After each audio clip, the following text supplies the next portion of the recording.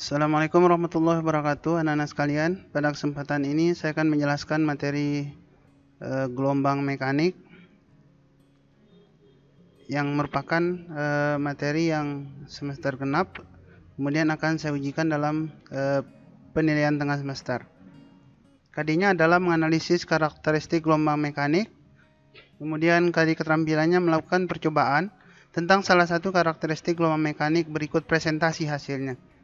Oke, saya mulai dengan gejala gelombang seperti ini. Ya, ini gejala gelombang, ada gelombang bunyi, gelombang pada air yang beriak gitu ya. Kemudian gelombang cahaya matahari yang menyinari bumi. Ya, secara umum gelombang itu ada dua bentuknya ya. Ada gelombang longitudinal yang arah rapatannya yang arah rambatannya sejajar dengan arah getarannya. Kemudian yang kedua ada gelombang transversal. Jadi getarannya dia merambatnya ke kanan, tetapi getarannya arahnya ke atas dan ke bawah. Jadi gelombang transversal itu adalah gelombang yang arah getaran dan rambatannya saling tegak lurus.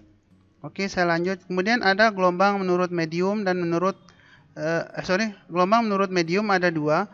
Ada gelombang mekanik dan ada gelombang elektromagnetik. Yang gelombang elektromagnetiknya nanti akan kita bahas di materi kelas 12 semester genap. Nah, di sini kita akan bahas gelombang mekanik gitu ya. Jadi secara berturut-turut ada 3 bab yang membahas gelombang mekanik. Nanti ada gelombang berjalan, gelombang stasioner, ada gelombang bunyi, kemudian gelombang cahaya. Jadi semua yang kita bahas di sini adalah gelombang mekanik. Nah, gelombang mekanik adalah gelombang yang merambat perlu medium atau perlu yang mengantarkan, contohnya gelombang bunyi ya, yang memerlukan medium udara. Sedangkan gelombang elektromagnetik adalah gelombang yang merambat tidak perlu medium. Ya, contohnya gelombang HP, sinar gamma, sinar X, cahaya, gelombang TV, radio, gelombang radar, dan seterusnya. Ya, ini akan kita bahas khusus nanti di kelas 12. Kemudian gelombang menurut amplitudo itu ada dua, ada gelombang berjalan, ada gelombang stasioner. Jadi seperti ini. Ini adalah gambar animasi gelombang berjalan. Ini sumber getarnya. Ketika digetarkan, ya getarannya turun naik, tapi karena getarannya merambat, maka hasilnya adalah gelombang. Jadi titik P ini, kalau kita ada di permukaan gelombang, kita nggak ikut pindah dengan gelombangnya. Ya, kita hanya akan turun naik saja. Kenapa? Karena gelombang itu merambatkan energi. Jadi energi saja, momentum yang dirambatkan, materinya tidak ikut berpindah. Gitu ya, jadi hati-hati, jangan sampai mengatakan materinya berpindah. Ya, yang dirambatkan hanya energi. Kemudian yang kedua tadi adalah ada namanya gelombang tegak atau gelombang berdiri. Ya, jadi ini terjadi pada senar gitar gitu ya. Kemudian kalau tali digetarkan ya ujung yang satunya diikat, maka nanti perpaduan gelombang datang dengan gelombang pantul hasilnya gelombang berdiri seperti ini. Ya, ini gelombang menurut menurut amplitudonya.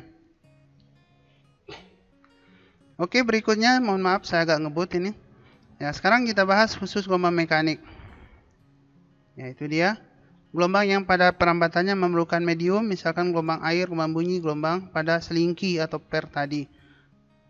Kemudian di bulan astronot itu tidak dapat mendengarkan bunyi karena tidak ada udara sebagai medium perambatannya. Jadi kalau kita ke bulan, mau bagaimanapun kita teriak, orang tidak akan mendengar. Kenapa? Karena tidak ada bunyi yang mengantarkan, tidak ada udara yang mengantarkan bunyi sebagai mediumnya.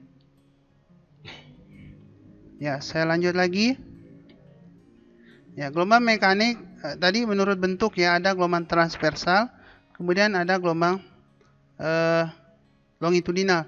Jadi mohon maaf ya, ini gelombang menurut bentuk yang kita bahas ini, karena gelombang mekanik itu karena cahaya juga bentuknya gelombang transversal, jadi dia juga gelombang elektromagnetik. Ya, jadi mungkin ini perlu saya ganti nanti judulnya.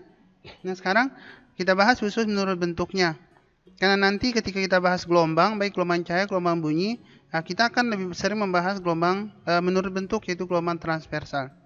Ya, gelombang transversal itu adalah gelombang yang jadi dia merambatnya ke kanan, terus getarannya ke atas dan bawah.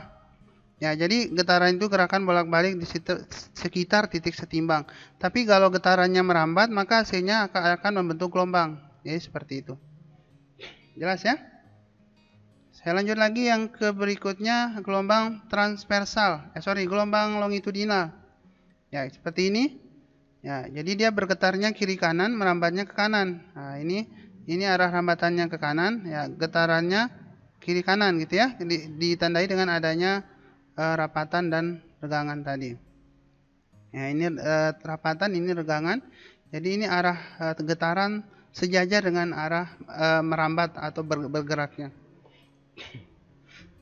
Oke. Oke, sekarang bagian-bagian dari gelombang longitudinal. Saya lewat yang ini. Saya langsung lanjut ke bagian-bagian dari gelombang transversal. Nah, di gelombang transversal itu ada puncak gelombang adalah titik paling tinggi pada gelombang. Ada dasar gelombang itu titik paling bawah, terendah. Ya. Kemudian ada bukit gelombang adalah lengkungan bagian atas gelombang di atas titik setimbang. Lembahnya bagian bawah di bawah titik setimbang. Amplitudo itu adalah simpangan terjauh yang dicapai partikel gelombang. Nah, kemudian ini yang perlu saya luruskan. Dulu ketika SMP, anak-anak belajar bahwa satu panjang gelombang adalah panjang satu bukit. Jadi kalau SMP dulu, ketika saya pun belajar gelombang dulu waktu SMP, satu gelombang itu selalu kita terpaku pada definisi ini. Jadi panjang satu bukit dan satu lembah. Gitu ya. Jadi yang disebut dengan satu panjang gelombang itu bisa jarak bisa panjang satu bukit dan satu lembah gitu ya. Itu juga panjang gelombang. Yang kedua, yang disebut dengan panjang gelombang adalah jarak puncak terdekat. Ya, ini B dan F ini karena sama-sama ada di puncak gelombang. Ya, ini tadi puncak gelombang, yang bawah itu adalah dasar gelombang. Nah, titik B dan F karena sama-sama di puncak gelombang. Nah, definisi dari panjang gelombang bisa juga disebut sebagai jarak puncak terdekat. Berarti B ke F juga satu panjang gelombang. A ke E juga satu panjang gelombang. Definisi yang berikutnya adalah jarak dasar terdekat. Ya, jarak antara dua dasar yang berdekatannya ini titik D dan H ini dasar gelombang, titik paling bawah. Nah, kalau dia berdekatan maka jaraknya itu kita sebut dengan satu panjang gelombang. Jadi satu panjang gelombang itu definisinya banyak. Gitu ya. Bisa jarak dua ini. Nah, ini misalkan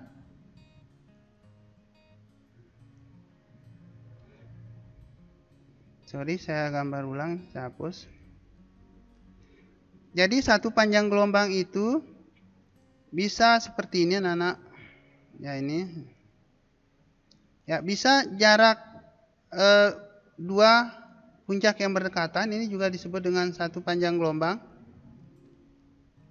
Bisa juga jarak dua dasar yang berdekatan. Ini juga panjang gelombang. Nah, karena banyaknya definisi itu, maka secara umum panjang gelombang itu ini definisinya. Jadi jarak dua titik yang punya fase yang sama. Ya, jadi itu definisi yang paling pas dari panjang gelombang. Coba supaya lebih jelas kita lihat gambar berikut ini. Ya, saya ulang. Jadi tadi ada puncak gelombang, titik tertinggi pada gelombang yaitu ini ada dua, ada titik B dan F. Kemudian dasar gelombang, titik paling bawah itu D dan H. Kemudian bukit gelombang, ya jadi ini. Ya, jadi yang di atas titik setimbang ini itu namanya bukit. Sedangkan lembah gelombang, lengkungan di bawah titik setimbang berarti CDE. Ya, CDE dan GHI seperti itu. Kemudian yang ini tadi EFG itu adalah bukit gelombang.